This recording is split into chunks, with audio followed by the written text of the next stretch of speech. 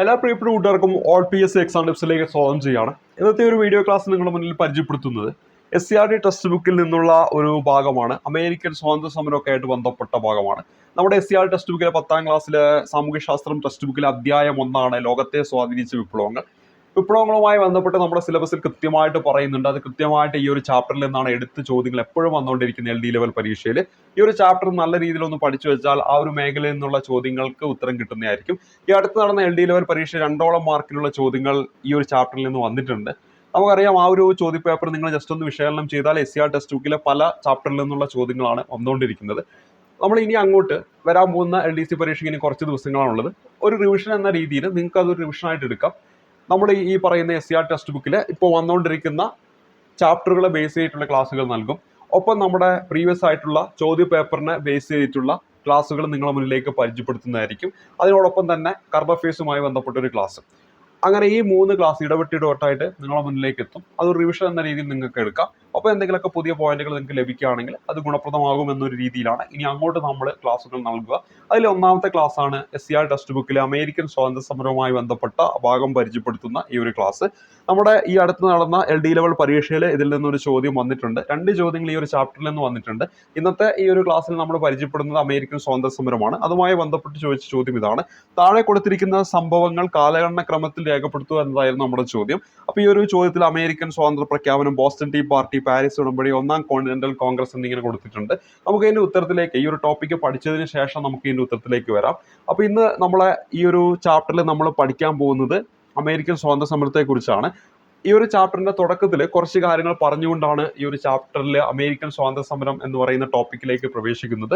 അതിൽ തുടക്കത്തിൽ കൊടുത്തിരിക്കുന്നു കുമാരനാശാന്റെ ഒരു ഉദ്ബോധനം എന്ന കവിതയിൽ നിന്നുള്ള വരികളാണ് ഇവിടെ കൊടുത്തിരിക്കുന്നത്.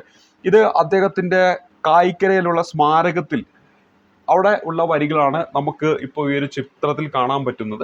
ഈ ഒരു വരികളിലൂടെയാണ് ഈ ഒരു ചാപ്റ്ററിലേക്ക് പ്രവേശിക്കുന്നത്. ഈ വരികൾ ഓർത്തിരിക്കുക: സ്വാതന്ത്ര്യം തന്നെ അമൃതം, സ്വാതന്ത്ര്യം തന്നെ ജീവിതം, പാരതന്ത്ര്യം മാനികൾക്ക് മൃതിയേക്കാൾ ഭയാനകം. ആരുടെ വരികളാണെന്ന് ചോദിക്കും. കുമാരനാശാന്റെ വരികളാണ്. ആരുടെ വരികളാണെന്ന് വെച്ചാൽ കുമാരനാശാൻ. ഏത് കൃതിയിൽ നിന്നുള്ളതാണെന്ന് വെച്ചാൽ ഒരു ഉദ്ബോധനം. ഒരു ഉദ്ബോധനം എന്ന കവിത രചിച്ച ആരെന്ന് വെച്ചാൽ കുമാരനാശാൻ. ഇങ്ങനെ പല രീതിയിൽ നമുക്ക് ചോദ്യങ്ങൾ പ്രതീക്ഷിക്കാം. ഒരു ഉദ്ബോധനം എന്ന കവിത രചിച്ചത് ആര്? കുമാരനാശാൻ. അതേപോലെ തന്നെ സ്വാതന്ത്ര്യം തന്നെ അമൃതം, സ്വാതന്ത്ര്യം തന്നെ ജീവിതം, പാരതന്ത്ര്യം മാനികൾക്ക് മൃതിയേക്കാൾ ഭയാനകം എന്ന വരികൾ ആരുടേതാണ്? കുമാരനാശാന്റേത്. ഏത് കൃതിയേതാണെന്ന് ചോദിച്ചാൽ ഉത്തരമായിട്ട് വരിക ഒരു ഉദ്ബോധനമാണ്.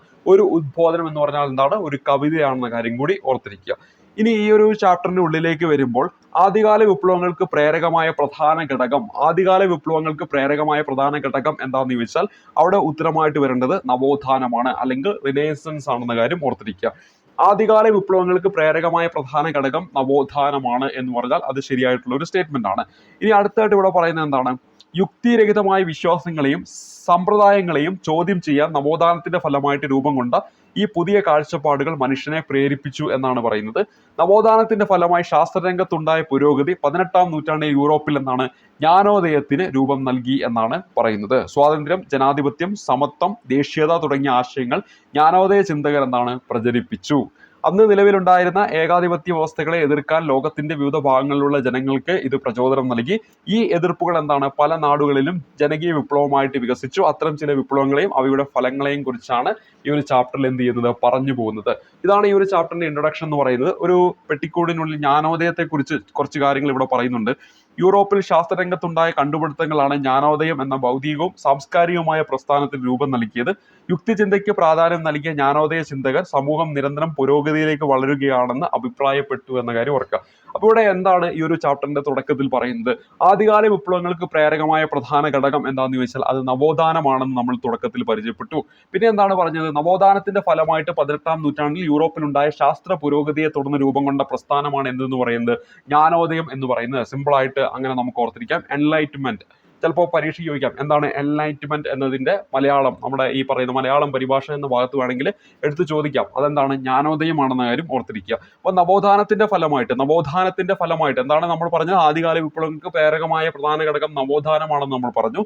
ഈ നവോത്ഥാനത്തിന്റെ ഫലമായിട്ട് 18ാം നൂറ്റാണ്ടിൽ യൂറോപ്പിലുണ്ടായ ശാസ്ത്ര പുരോഗതിയെ തുടർന്ന് രൂപം കൊണ്ട പ്രസ്ഥാനമാണ് ഇത് ജ്ഞാനോദയം എന്ന് പറയുന്നത്. ഈ ജ്ഞാനോദയ ചിന്തകർ പ്രചരിപ്പിച്ച ആശയങ്ങൾ എന്താണ്? കൃത്യമായിട്ട് ഈ ഒരു ചാപ്റ്ററിൽ പറയുന്നുണ്ട്. എന്താണ് സ്വാതന്ത്ര്യം, ജനാധിപത്യം, സമത്വം, ദേശീയത. ജ്ഞാനോദയ ചിന്തകർ പ്രചരിപ്പിച്ച ആശയം എന്താണ്? സ്വാതന്ത്ര്യം, ജനാധിപത്യം, സമത്വം, ദേശീയത എന്നതാണെന്ന കാര്യം ഓർത്തിരിക്കുക. പിന്നെ നമ്മൾ ആ ഒരു കവിതയിലെ വരികൾ പഠിച്ചു. സ്വാതന്ത്ര്യം തന്നെ അമൃതം, സ്വാതന്ത്ര്യം തന്നെ ജീവിതം, പാരതന്ത്ര്യം മാനികൾക്ക് മൃതിയേക്കാൾ ഭയാനകം, കുമാരനാശാന്റെ ഒരു ഉദ്ബോധനം എന്ന ആ ഒരു കൃതിയിൽ നിന്നുള്ള വരികളാണ്. ഇനി ഈ ഒരു ചാപ്റ്ററിലെ ഏറ്റവും പ്രധാനപ്പെട്ട ഭാഗത്തേക്ക് നമ്മൾ പ്രവേശിക്കുകയാണ്. അമേരിക്കൻ സ്വാതന്ത്ര്യ സമരം. അമേരിക്കൻ സ്വാതന്ത്ര്യ സമരവുമായി ബന്ധപ്പെട്ട് PSC എപ്പോഴും ചോദിക്കുന്ന മുദ്രാവാക്യം, പ്രാതിനിധ്യമില്ലാതെ നികുതിയില്ല എന്ന് പറയുന്ന മുദ്രാവാക്യം ഏത് സ്വാതന്ത്ര്യ സമരവുമായി ബന്ധപ്പെട്ടിരിക്കുന്നു? അമേരിക്കൻ സ്വാതന്ത്ര്യ സമരവുമായി ബന്ധപ്പെട്ടിരിക്കുന്നു. ഇത് ആരാണ് രചിച്ചത് എന്ന് ചോദിച്ചാൽ ഉത്തരമായിട്ട് വരേണ്ടത് ജെയിംസ് ഓട്ടീസ് ആണ്. അല്ലെങ്കിൽ ഈ ഒരു മുദ്രാവാക്യത്തിന്റെ സൃഷ്ടാവ് ആരെന്ന് ചോദിച്ചാൽ ഉത്തരമായിട്ട് വരേണ്ടത് ജെയിംസ് ഓട്ടീസ് ആണെന്ന കാര്യം ഓർത്തിരിക്കുക. അതായത് ഇവിടെ എന്താണ്, ഭരണ പങ്കാളിത്തത്തിൽ ഒരു പ്രാതിനിധ്യമില്ലാതെ ഇനി നികുതിയില്ല, അതാണ് ഉദ്ദേശിക്കുന്നത്. അപ്പോൾ ഇവിടെ എന്താണ്, പ്രാതിനിധ്യമില്ലാതെ നികുതിയില്ല എന്ന് പറയുന്ന ഈ ഒരു മുദ്രാവാക്യം ഏത് സ്വാതന്ത്ര്യ സമരവുമായി ബന്ധപ്പെട്ടിരിക്കുന്നു? പ്രീവിയസ് ചോദ്യമാണ്, അമേരിക്കൻ സ്വാതന്ത്ര്യ സമരം. അതേപോലെ തന്നെ ഈ ഒരു മുദ്രാവാക്യവുമായി ബന്ധപ്പെട്ട വ്യക്തി ആരാണ്? ജെയിംസ് ഓട്ടീസ് ആണെന്ന കാര്യം ഓർക്കുക.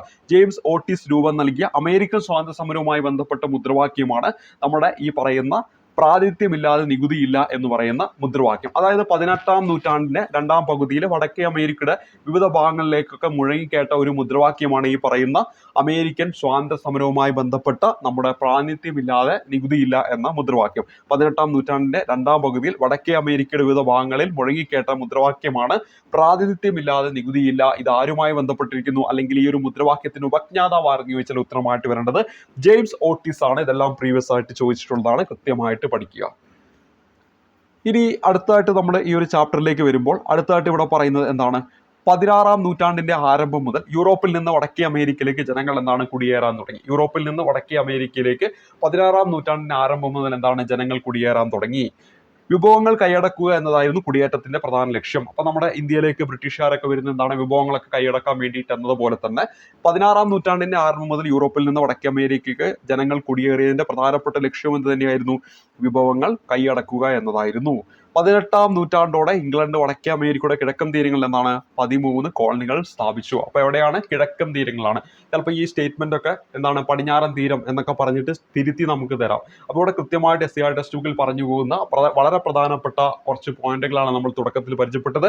16ാം നൂറ്റാണ്ടിന്റെ ആരംഭം മുതൽ, ചിലപ്പോൾ അത് തിരുത്തി 17ാം നൂറ്റാണ്ടിന്റെ ആരംഭം എന്നൊക്കെ തരാം. അപ്പൊ കൃത്യമായിട്ട് ഓർത്തിരിക്കുക, 16ാം നൂറ്റാണ്ടിന്റെ ആരംഭം മുതൽ യൂറോപ്പിൽ നിന്ന് എന്താണ് വടക്കേ അമേരിക്കയിലേക്ക്, എവിടേക്കാണ്? വടക്കേ അമേരിക്കയിലേക്ക് ജനങ്ങൾ എന്താണ് കുടിയേറാൻ തുടങ്ങി. വിഭവങ്ങൾ കൈയടക്കുക എന്നതായിരുന്നു അവരുടെ പ്രധാനപ്പെട്ട ലക്ഷ്യം. അങ്ങനെ 18ാം നൂറ്റാണ്ടോടെ എന്താണ് ഇംഗ്ലണ്ട് വടക്കേ അമേരിക്കയുടെ കിഴക്കൻ തീരങ്ങളിൽ എത്ര കോളനികൾ സ്ഥാപിച്ചു? 13 കോളനികൾ സ്ഥാപിച്ചു. അപ്പോൾ ഇവിടെ ആ ഒരു ചിത്രത്തിൽ, ഈ ഒരു ചിത്രത്തിൽ നിങ്ങൾക്ക് ആ 13 കോളനികളുടെ പേരുകളൊക്കെ കാണാൻ പറ്റും. അത് ജസ്റ്റ് ഒന്ന് വേണമെങ്കിൽ ഒന്ന് വായിച്ചു നോക്കാം. അതൊന്നും അങ്ങനെ വളരെ ഇമ്പോർട്ടൻ്റ് ആയിട്ട് നമുക്ക് പറയേണ്ട ആവശ്യമില്ല. നമ്മൾ ഇനി പറയാൻ പോകുന്ന പോയിന്റുകളാണ് ഏറ്റവും ഇമ്പോർട്ടൻറ്റ്. അപ്പോൾ ഇവിടെ ഇത്ര നേരം പറഞ്ഞ കാര്യങ്ങൾ എന്ത് ചെയ്യുക, നല്ല രീതിയിലൊന്ന് വായിച്ച് മനസ്സിലാക്കുക. സ്ക്രീനിൽ കൃത്യമായിട്ട് നിങ്ങൾക്ക് കാണാൻ പറ്റും. ഈ അടുത്തായിട്ട് ഇവിടെ പറയുന്നത് അമേരിക്കയിലെ കുടിയേറ്റം എന്ന് പറയുന്ന ചെറിയൊരു പാരഗ്രാഫാണ്. 1492 പ്രീവിയസ് ആയിട്ട് ചോദിച്ചൊരു വർഷമാണ്. 1492 സ്പാനിഷ് ഗവൺമെന്റിന്റെ നാവികനായിട്ട് വടക്കേ അമേരിക്കയിലെത്തിയ ക്രിസ്റ്റഫർ കൊളംബസ്. ആരാണ്? Christopher Columbus. അദ്ദേഹം എന്താണ് സ്പാനിഷ് ഗവൺമെന്റിന്റെ നാവികനായിട്ടാണ് അദ്ദേഹം എവിടെ എത്തുന്നത്? ഈ വടക്കേ അമേരിക്കയിൽ എത്തുന്നത് എന്ന കാര്യം ഓർത്തിരിക്കുക. വടക്കേ അമേരിക്കയിൽ എത്തുന്നത് എന്ന കാര്യം ഓർത്തിരിക്കുക. അപ്പോൾ 1492 സ്പാനിഷ് ഗവൺമെന്റ് നാവികനായിട്ട് വടക്കേ അമേരിക്കയിൽ എത്തിയ ക്രിസ്റ്റഫർ കൊളംബസ് തദ്ദേശീയരായ ജനങ്ങളെ ഇന്ത്യക്കാർ എന്ന് വിളിച്ചു. അദ്ദേഹം അവരെന്താണ് ഇന്ത്യക്കാരെന്ന് വിചാരിച്ചു, അവരെന്താണ് ഇന്ത്യക്കാർ എന്ന് വിളിച്ചു. ഇന്ത്യയിലെ ജനങ്ങൾ എന്ന് കരുതിയാണ് അവരെ അങ്ങനെ വിളിച്ചത്. പിൽക്കാലത്ത് ഇവർ എന്ത് പേരിൽ അറിയപ്പെട്ടു? റെഡ് ഇന്ത്യൻസ് എന്നറിയപ്പെട്ടു. ഇംഗ്ലണ്ടിലെ രാജാവിന്റെ മതപീഡനത്തെ തുടർന്ന് 17ാം നൂറ്റാണ്ടിൽ മേഫ്ലവർ എന്ന കപ്പലിൽ, ഓർത്തിരിക്കുക, ഇംഗ്ലണ്ടിലെ രാജാവിന്റെ മതപീഡനത്തെ തുടർന്ന് 17ാം നൂറ്റാണ്ടിൽ, ഏത് നൂറ്റാണ്ട്? 17ാം നൂറ്റാണ്ടിൽ മേഫ്ലവർ എന്ന കപ്പലിൽ എന്താണ് അമേരിക്കയിലെത്തിയ ഒരു വിഭാഗം ഇംഗ്ലീഷുകാരാണ് അവിടെ ആദ്യമായിട്ട് എന്ത് സ്ഥാപിക്കുന്നത്? കോളനികളൊക്കെ സ്ഥാപിക്കുന്നത്. ഇവരെന്താണ് തീർത്ഥാടക പിതാക്കൾ, പിൽഗ്രിം ഫാദേഴ്സ് എന്നാണ് അറിയപ്പെടുന്നത്. അപ്പൊ ഇവിടെ എന്താണ് നമ്മൾ പരിചയപ്പെട്ടത്? 1492 എന്ന് പറയുന്ന വർഷം സ്പാനിഷ് ഗവൺമെന്റിന്റെ നാവികനായിട്ട് വടക്കേ അമേരിക്കയിൽ എത്തിയ ക്രിസ്റ്റഫർ കൊളംബസ് അവിടുത്തെ ജനങ്ങളെ കണ്ടിട്ട് ഇന്ത്യക്കാരാണെന്ന് വിചാരിച്ചിട്ട് അവരെന്താണ് ഇന്ത്യക്കാരെന്ന് വിളിക്കുന്നു. അങ്ങനെ പിൽക്കാലത്ത് അവരെന്ത് പേരിൽ അറിയപ്പെട്ടു? റെഡ് ഇന്ത്യൻസ് എന്ന് അറിയപ്പെടുന്നു. ആ സമയത്ത് ഇംഗ്ലണ്ടിലെ രാജാവിന്റെ മതപീഡനത്തെ തുടർന്ന് 17-ാം നൂറ്റാണ്ടിൽ മേഫ്ലവർ എന്ന കപ്പൽ, ഏതാണ് കപ്പലിന്റെ പേര്? മേഫ്ലവർ എന്ന കപ്പലിൽ എന്താണ് അമേരിക്കയിലെത്തിയ ഒരു വിഭാഗം ഇംഗ്ലീഷുകാരാണ് അവിടെ ഈ പറഞ്ഞ കോളനികൾ സ്ഥാപിക്കുന്നത്. ഇവര് തീർത്ഥാടക പിതാക്കൾ, അങ്ങനെ വന്ന് അവിടെ കോളനികൾ സ്ഥാപിച്ച അവരെയാണ് നമ്മൾ എന്ത് പേരിൽ അറിയപ്പെടുന്നത്? തീർത്ഥാടക പിതാക്കൾ എന്ന പേരിൽ, അല്ലെങ്കിൽ പിൽഗ്രിം ഫാദേഴ്സ് എന്ന പേരിൽ അറിയപ്പെടുന്നത് എന്ന കാര്യം ഓർത്തിരിക്കുക. യൂറോപ്യൻ കുടിയേറ്റം വ്യാപകമായതോടെ റെഡ് ഇന്ത്യക്കാർ എന്താണ് ഉൾപ്രദേശങ്ങളിലേക്ക് ആട്ടിയോടിക്കപ്പെട്ടു. അവരുടെ ഭൂമിയും ആട്ടിൻപറ്റും ഒക്കെ എന്താണ് യൂറോപ്പുകാര് കവർന്നു എന്ന കാര്യം കൂടി ഓർക്കുക. അപ്പൊ ആരാണ് ഈ പിൽഗ്രിം ഫാദേഴ്സ് അല്ലെങ്കിൽ തീർത്ഥാടക പിതാക്കൾ എന്ന് മനസ്സിലായെന്ന് വിചാരിക്കുന്നു. അതോടൊപ്പം തന്നെ മേഫ്ലവർ എന്ന ആ ഒരു കപ്പലിന്റെ പേര് 17-ാം നൂറ്റാണ്ട് എന്നതൊക്കെ ഒന്ന് ജസ്റ്റ് ഒന്ന് നോട്ട് ചെയ്ത് വെച്ചേക്കുക. ഇനി ഇവിടെ അടുത്തതായിട്ട് പറയുന്നത് മർക്കന്റിലിസ്റ്റ് നിയമങ്ങൾ എന്ന് പറയുന്ന ഒരു ഭാഗമാണ്. ഇത് വളരെ പ്രധാനപ്പെട്ടതാണ്, ചോദ്യങ്ങളൊക്കെ വന്നിട്ടുണ്ട്. ഈ കോളനികളിൽ നിന്നോ കോളനികളിലേക്കോ സാധനങ്ങൾ കൊണ്ടുപോകുന്നത് ഇംഗ്ലീഷ് കപ്പലുകളിലോ കോളനികളിൽ നിർമ്മിച്ച കപ്പലുകളിലോ മാത്രമായിരിക്കണം. അപ്പൊ ഈ കോളനികളിൽ ഈ പറയുന്ന ബ്രിട്ടീഷുകാരെ നടപ്പിലാക്കിയ നിയമങ്ങളെയാണ് നമ്മൾ എന്തെന്ന് പറയുന്നത്? മെർക്കന്റിലിസ്റ്റ് നിയമങ്ങൾ എന്ന് പറയുന്നത്. അതായത് മാതൃരാജ്യമായ ഇംഗ്ലണ്ടിന്റെ സഹായത്താൽ കച്ചവടക്കാർ അമേരിക്കയിലെ കോളനികളിൽ നടപ്പിലാക്കിയ നയമാണ് എന്തെന്ന് പറയുന്നത്? മെർക്കന്റിലിസ്റ്റ് നിയമങ്ങൾ എന്ന് പറയുന്നത്. മെർക്കന്റിലിസ്റ്റ് നിയമം എന്ന് പറയുന്നത്. അപ്പൊ അതിൽ എന്തെല്ലാമാണ് അവിടെ നിയമപരമായിട്ട് അവിടെ നടപ്പിലാക്കിയിരിക്കുന്നത് എന്നതാണ് ഈ ഒരു കോളത്തിനുള്ളിൽ കൃത്യമായിട്ട് SCERT പറയുന്നത്. കോളനികളിൽ നിന്നോ കോളനികളിലേക്കോ സാധനങ്ങൾ കൊണ്ടുപോകുന്നത് ഇംഗ്ലീഷ് കപ്പലുകളിലോ കോളനികളിൽ നിർമ്മിച്ച കപ്പലുകളിലോ മാത്രമായിരിക്കണം. അപ്പൊ ഇവിടെ ഈ ഒരു നിയമം ആ ഒരു കോളനികളിൽ നടപ്പിലാക്കുമ്പോൾ അവിടെ അവർ മുന്നോട്ട് വെച്ച ഒന്നാമത്തെ കാര്യം എന്താണ്? കോളനികളിൽ നിന്നോ കോളനികളിലേക്കോ സാധനങ്ങൾ കൊണ്ടുപോകുന്നത് ഇംഗ്ലീഷ് കപ്പലുകളിലോ കോളനികളിൽ നിർമ്മിച്ച കപ്പലുകളിലോ മാത്രമായിരിക്കണം എന്ന് പറഞ്ഞു. ഇനി അടുത്തത് എന്താണ്? കോളനികളിലെ നിയമപരമായ പ്രമാണങ്ങൾ, വർത്തമാന പത്രങ്ങൾ, ലഘുലേഖകൾ, ലൈസൻസുകൾ തുടങ്ങിയവയിലെല്ലാം എന്താണ് ഇംഗ്ലണ്ടിന്റെ മുദ്ര പതിക്കണമെന്ന് പറയുന്നു. ഇനി കോളനികളിൽ ഉൽപ്പാദിച്ചിരുന്ന പഞ്ചസാര, കമ്പിളി, പരുത്തി, പുകയില തുടങ്ങിയവ എന്താണ് ഇംഗ്ലണ്ടിലേക്ക് മാത്രമേ കയറ്റി അയക്കാവൂ. ഏതെല്ലാമാണ്? പഞ്ചസാര, കമ്പിളി, പരുത്തി, പുകയില. ഇത് എങ്ങോട്ട് മാത്രമേ കയറ്റി അയക്കാൻ പറ്റുള്ളൂ? മെർക്കന്റിലിസ്റ്റ് നിയമപ്രകാരം ഇംഗ്ലണ്ടിലേക്ക് മാത്രമേ. കോളനിയിൽ നിലനിർത്തിയിട്ടുള്ള ഇംഗ്ലീഷുകാരുടെ സൈന്യത്തിനുള്ള താമസ സ്ഥലവും അത്യാവശ്യ സൗകര്യങ്ങളും കോളനിക്കാർ നൽകണമെന്നും കൂടെ ഈ നിയമത്തിൽ പറയുന്നു. ഇനി കോളനികളിലേക്ക് ഇറക്കുമതി ചെയ്യുന്ന തേയില, ഗ്ലാസ്, കടലാസ് എന്നിവയ്ക്ക് ഇറക്കുമതി ചുങ്കം നൽകണം. അപ്പൊ ഇവിടെ എന്താണ് നമ്മൾ പരിചയപ്പെട്ടു, പഞ്ചസാര, കമ്പിളി, പരുത്തി, പുകയില ഇംഗ്ലണ്ടിലേക്ക് മാത്രം. കോളനിയിലേക്ക് ഇറക്കുമതി ചെയ്യുന്ന തേയില, ഗ്ലാസ്, കടലാസ് എന്നിവയ്ക്ക് എന്താണ് ഇറക്കുമതി ചുങ്കം നൽകണം എന്നും കൂടെ പറയുന്നു. അപ്പൊ മെർക്കന്റിലിസ്റ്റ് നിയമം അനുസരിച്ച് കോളനികളിൽ ഉൽപ്പാദിപ്പിച്ച് ഇംഗ്ലണ്ടിലേക്ക് മാത്രം കയറ്റി അയക്കാവുന്ന ഉൽപ്പന്നങ്ങൾ ഏതൊക്കെയാണെന്ന് ചോദിച്ചാൽ പഞ്ചസാര, കമ്പിളി, പരുത്തി, പുകയില എന്ന കാര്യം ഓർത്തിരിക്കുക. എന്താണ്? പഞ്ചസാര, കമ്പിളി, പരുത്തി, പുകയില. പഞ്ചസാര, കമ്പിളി, പരുത്തി, പുകയില. അതേ സമയത്ത് കോളനികളിലേക്ക് ഇറക്കുമതി ചെയ്യുമ്പോൾ ഇറക്കുമതി ചുങ്കം നൽകേണ്ട വസ്തുക്കൾ ഏതൊക്കെയാണ്? തേയില, ഗ്ലാസ്, കടലാസ് എന്നിവ. ഏതെല്ലാമാണ്? തേയില, ഗ്ലാസ്, കടലാസ് എന്നിവ. അപ്പൊ ഈ പറഞ്ഞ പോയിന്റുകൾ ഓർത്തിരിക്കുക. അപ്പൊ മെർക്കന്റിലിസ്റ്റ് നിയമവുമായി ബന്ധപ്പെട്ട് നമ്മുടെ SCERT ടെക്സ്റ്റ് ബുക്കിൽ പറഞ്ഞു പോകുന്ന ഈ കോളത്തിനുള്ളിൽ നിന്ന് ചോദ്യങ്ങൾ വന്നിട്ടുണ്ട്. അവിടെ പറഞ്ഞു പോകുന്ന പ്രധാനപ്പെട്ട കാര്യങ്ങൾ ഓർത്തിരിക്കണം. ഒന്ന് വായിച്ച് ഒന്ന് മനസ്സിലേക്ക് കൊണ്ടുവരിക. ഒപ്പം ഈ പറയുന്ന വിഭവങ്ങളുടെ പേര് ഓർക്കുക. ഇംഗ്ലണ്ടിലേക്ക് മാത്രമാണെങ്കിൽ പഞ്ചസാര, കമ്പിളി, പരുത്തി, പുകയില. പഞ്ചസാര, കമ്പിളി, പരുത്തി, പുകയില എന്ന കാര്യം ഓർത്തിരിക്കുക. ഇനി അടുത്തത് കോളനികളിലേക്ക് ഇറക്കുമതി ചെയ്യുമ്പോൾ അവിടെ ഇറക്കുമതി ചുങ്കം കൊടുക്കേണ്ട എന്തൊക്കെയാണ്? തേയില, ഗ്ലാസ്, കടലാസ്. അത് നമുക്ക് വേണമെങ്കിൽ ഓർത്തിരിക്കാം. നമ്മുടെ ഈ കടലാസിൽ പൊതിഞ്ഞിട്ടാണ് വീട്ടിലേക്ക് തേയില കൊണ്ടുവരിക. ആ തേയില നമ്മളൊരു ഗ്ലാസ്സിൽ ഇട്ടിട്ടായിരിക്കും നമ്മുടെ ചായ ഉണ്ടാക്കുക. ആ രീതിയിൽ വേണമെങ്കിൽ ഓർത്തിരിക്കാം. എന്താണ്? കടലാസ്, തേയില, ഗ്ലാസ്. ആ 3 കാര്യങ്ങൾ നമുക്ക് അവിടെ ഓർത്തിരിക്കാം. മറ്റത് എന്തൊക്കെയാണ്? പഞ്ചസാര, കമ്പിളി, പരുത്തി, പുകയില. പഞ്ചസാര, കമ്പിളി, പരുത്തി, പുകയില എന്നതാണ് ഈ പറയുന്ന ഇംഗ്ലണ്ടിലേക്ക് മാത്രം കയറ്റി അയക്കാവുന്ന വിഭവങ്ങൾ എന്ന കാര്യം കൂടി ഓർത്തിരിക്കുക. ഇനി അടുത്ത വളരെ ഇമ്പോർട്ടൻ്റ് ആണ്. നമ്മളിപ്പോൾ ചോദ്യത്തിൽ തന്നെ കണ്ടതാണ് ബോസ്റ്റൺ ടീ പാർട്ടി. എന്താണ് ബോസ്റ്റൺ ടീ പാർട്ടി എന്നതാണ് നമ്മളിവിടെ പരിചയപ്പെടാനായിട്ട് പോകുന്നത്. ഇംഗ്ലീഷ് ഗവൺമെന്റ് തേയിലയ്ക്കുമേൽ ഉയർന്ന നികുതി ചുമത്തിയതിനെതിരായിട്ട് അമേരിക്കയിൽ ശക്തമായ പ്രതിഷേധം ഉയരുന്നു. അപ്പൊ നമ്മൾ തൊട്ട് മുമ്പ് പരിചയപ്പെട്ടു, ഈ മെർക്കന്റിലിസ്റ്റ് നിയമപ്രകാരം എന്താണ് ഈ തേയിലയ്ക്കുമേലൊക്കെ ഉയർന്ന നികുതി ചുമത്തുന്നു. 1773 ഡിസംബർ 16 വളരെ ഇമ്പോർട്ടൻ്റ് ആയിട്ടുള്ള ഒരു വർഷമാണ്. 1773 ഡിസംബർ മാസം 16 തീയതി 1773 ഡിസംബർ മാസം 16 രാത്രിയിൽ റെഡ് ഇന്ത്യക്കാരുടെ വേഷം ധരിച്ച ബോസ്റ്റണിലെ ഒരു വിഭാഗം ജനങ്ങൾ ബോസ്റ്റൺ തുറമുഖത്ത് നഗരമിട്ടിരുന്ന ഇംഗ്ലീഷ് കപ്പലിൽ കയറി അതിലുണ്ടായിരുന്ന 342 പെട്ടി തേയില കടലിലേക്ക് വലിച്ചെറിഞ്ഞു. ഇതാണ് എന്തെന്ന് അറിയപ്പെടുന്നത്? ബോസ്റ്റൺ ടീ പാർട്ടി എന്നറിയപ്പെടുന്നത്. പരീക്ഷയ്ക്ക് ചോദിക്കാം, ബോസ്റ്റൺ ടീ പാർട്ടി എന്ന് പറയുന്ന സംഭവം ഏത് വിപ്ലവവുമായി ബന്ധപ്പെട്ടിരിക്കുന്നു? ഒന്നാമത്തെ ഒരു ചോദ്യമായിട്ട് അത് പ്രതീക്ഷിക്കാം. അതെന്താണ്? അമേരിക്കൻ സ്വാതന്ത്ര്യ സമരവുമായി ബന്ധപ്പെട്ടിരിക്കുന്നു. ഇംഗ്ലീഷ് ഗവൺമെന്റ് തേയിലയുടെ മേൽ ഉയർന്ന നികുതി ചുമത്തിയതിനെതിരായിട്ട് അമേരിക്കയിൽ നടന്ന ശക്തമായ പ്രതിഷേധം എന്തു പേരിൽ അറിയപ്പെടുന്നു? ഇംഗ്ലീഷ് ഗവൺമെന്റ് തേയിലയുടെ മേൽ ഉയർന്ന നികുതി ചുമത്തിയതിനെതിരായിട്ട് അമേരിക്കയിൽ നടന്ന ശക്തമായ പ്രതിഷേധം എന്തു പേരിൽ അറിയപ്പെടുന്നു എന്ന് വെച്ചാൽ ബോസ്റ്റൺ ടീ പാർട്ടി എന്നാണ് അറിയപ്പെടുന്നത്. അതേപോലെ തന്നെ ചോദിക്കാം, ബോസ്റ്റൺ ടീ പാർട്ടി നടന്ന വർഷം 1773 നമ്മുടെ ഡിസംബർ 16 തീയതിയാണെന്ന കാര്യം ഓർത്തിരിക്കുക. അപ്പോൾ ഇവിടെ ബോസ്റ്റൺ ടീ പാർട്ടി 1773 എന്ന് പറയുന്ന ആ ഒരു വർഷം ഓർത്തിരിക്കണം. ബോസ്റ്റൺ ടീ പാർട്ടി നടന്ന വർഷം ചോദിക്കുകയാണെങ്കിൽ 1773 ഡിസംബർ 16 തീയതിയാണെന്ന കാര്യം ഓർത്തിരിക്കുക.